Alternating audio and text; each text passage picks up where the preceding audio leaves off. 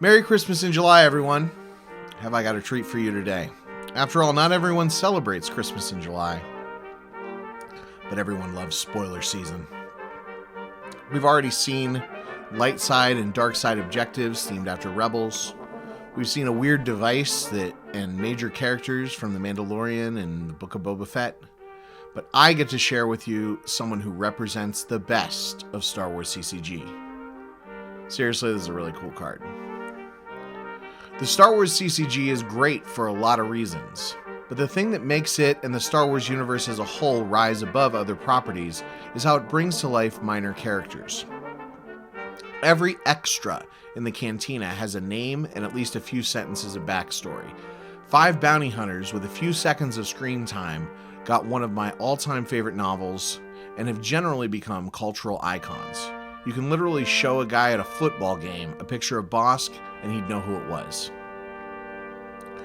In the 90s and 2000s, these characters lived in books, short stories, comics, video games, and of course, the CCG. I doubt I'd have the love for Zuckuss that I have today if I hadn't opened him in a pack of Dagobah in 1997 and played him in countless decks as a kid. Maybe I'm just getting old, but things are different in the Disney era. I'm in no way a Disney hater. I love basically everything they put out, between the movies we'd never have seen, the TV shows that are like mini movies, and even the comics being produced by Marvel with the best talent in the industry. It's a great time to be a Star Wars fan. Unfortunately, with so many great new properties, sometimes we don't get the chance to dive deeper into the obscure characters. The nature of the PC only being able to put out so many cards compounds this issue. Today's card is the exception, though. Fenn Rau first appeared in a Rebels episode called The Protector of Concord Dawn. Well, technically he was in a browser game before that, and I'm not sure if issue 10 of Kanan came out before, but the Rebels episode is where we get a real meaty story about him. It begins with the Rebels wanting to get passage through Concord Dawn, a system they believe to be independent, but that is actually aligned with the Empire. Fenn Rau shoots down a random A-Wing and damages Hera's A-Wing, leaving her in a coma.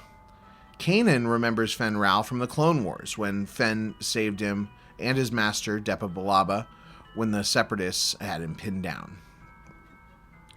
After a bit of back and forth, this leads to Kanan and a stowed-away Sabine going back to confront Fenn Rau. Kanan still wants to recruit him.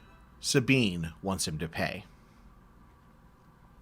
After a conversation with Kanan, it becomes clear that Fenn Rau has no love for the Empire, but doesn't feel that the Rebels stand a chance. Then Sabine challenges him to a fight to the death, but she doesn't actually want to fight him. She's just using it as a distraction so she can set off a bunch of explosives. Craziness ensues, and Fenn Rau is captured. Since he knows reporting the incident to the Empire will lead to greater Imperial presence on the system, he agrees to a reluctant truce. Then he's in 5 more episodes that I didn't rewatch. So here's the card. Fenn Rau, Destiny 2, lore, Mandalorian and Scout. He's a light side card, character, alien and rebel, power 4, ability 3, armor 5. His text, he adds 3 to power of anything he pilots. During battle, if another Mandalorian here, opponent's total power is -3. At the end of a battle here, may return Fenn Rau to hand to activate 2 force. If Fenn Rau won a battle this turn, may also retrieve 1 force. He's deploy 4 and forfeit 5. And he's a pilot and a warrior in set 19. There, I read all the things. Special thanks to Rules Advocate Greg. Here is an answer to an expected rules question. If Fenn Rau is excluded from battle, he won't be able to return to hand. This is because at the end of battle actions happen before the excluded characters restore to normal. Thanks for watching. Until next time,